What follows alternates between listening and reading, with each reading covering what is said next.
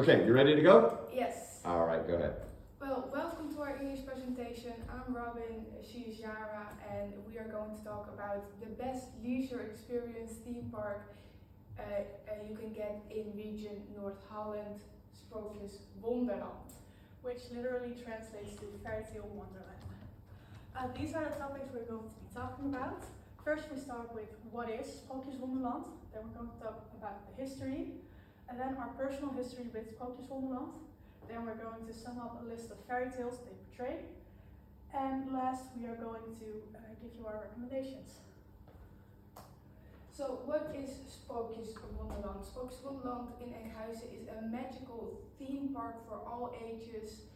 Through as you walk through the park, with interaction, with attractions, with animatronics and decor, you get told the fairy tale stories, and you really get taken in with the stories as you walk through the park. The theme park consists out of a few key features, which I will be telling you a bit about. First off, the gnome village. In this part of the park, visitors can spot gnomes living in trees, in normal houses, in towers, in mushrooms. It's always you need to look out well because you can find them everywhere. Secondly, the attraction. Spread around the park, Sprookjeswonderland has attractions to tell the fairy tale stories in a more fun and interactive way. As you can see right here, you have the schommelschip. I was really scared of that one when I was a kid, but they have several fun attractions to tell the stories. They also have shows, as I mentioned earlier, they have animatronics, and they have them spread around the park, like in the as you can see here in the gnome village, they have animatronics, and they also have animatronics in the Sprookjesbos. But they also have full-on animatronic shows, which I will be telling you a bit about later on in the presentation. And lastly, the Sprookjesbos, as I said earlier, in this part of the park, as you walk through, you get told many stories of the fairy tales of Sprookjeswonderland. Then I'm going to tell you about the history of Sprookjeswonderland. How it has come to be the way it currently is. It all started with a joke that got way out of hand, because in 1973, Wim de Vries decided that it would be a fun idea to build a gnome. I do not know why he thought it would be fun, but he was not the only one, because people from all over the village came to see the gnome, and they loved it so much that Wim decided to build more and more and more.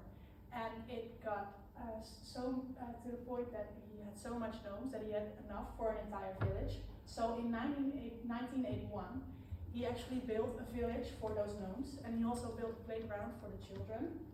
And not only people from the village came to visit Sprookjeswonderland then, but people from all over North Holland came to visit. So much so that the people from the neighborhood started to complain about the noise and the littering and the amount of people, because it was still a very small town and it had now a lot of visitors. So in 1991, Sprookjeswonderland had to move to a recreational park in Enkhuizen, which it is currently at.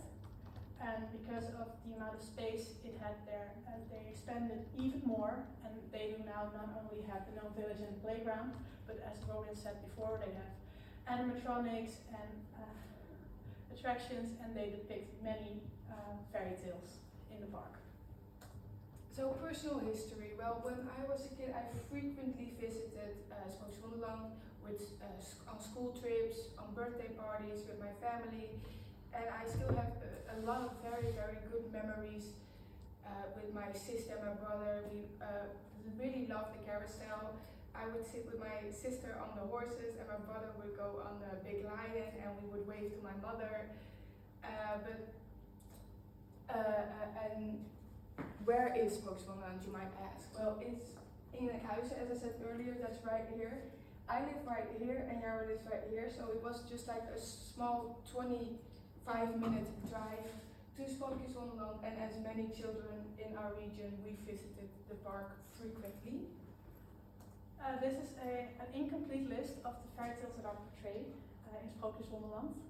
Baron Munchausen, Tom Thumb, Sleeping Beauty, Snow White, Puss in Boots, Hansel and Gretel, The Wolf and the Seven the Goats, Swineherd, Little Red Riding Hood, the Playing Uten Orchestra, Pinocchio, the Piper of Hamelin, Gulliver's Travels, Stretch Your Donkey, The Brementown Musicians, the Frog Prince, The Little Mermaid, the Flying Witch in the Gnome Cave, Wizard Magus Fluvius. and Father Time.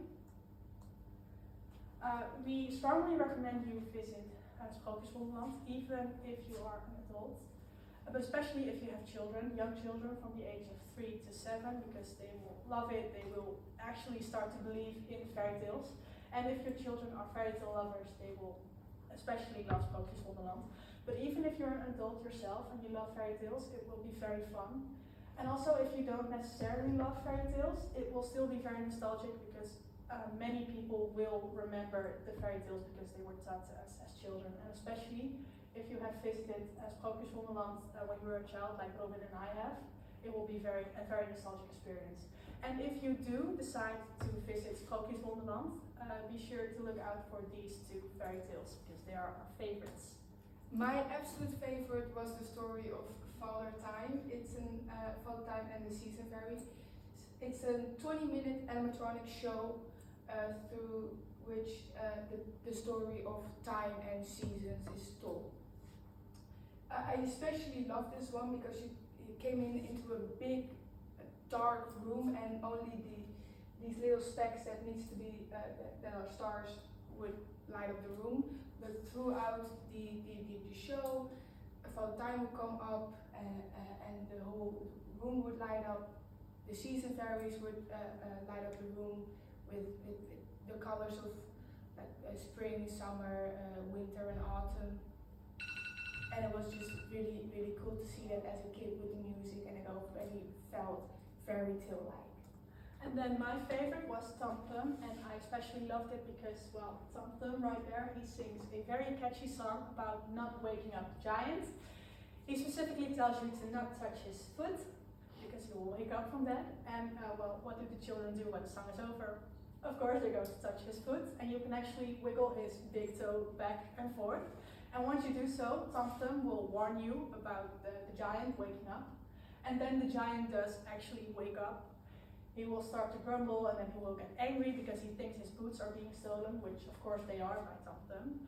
But Tom Thumb is hiding in the boot when the giant is awake. And after a while, the giant goes back to sleep, and the whole thing starts over again. This was our presentation. Thank you for listening. Very good, ladies. Very good.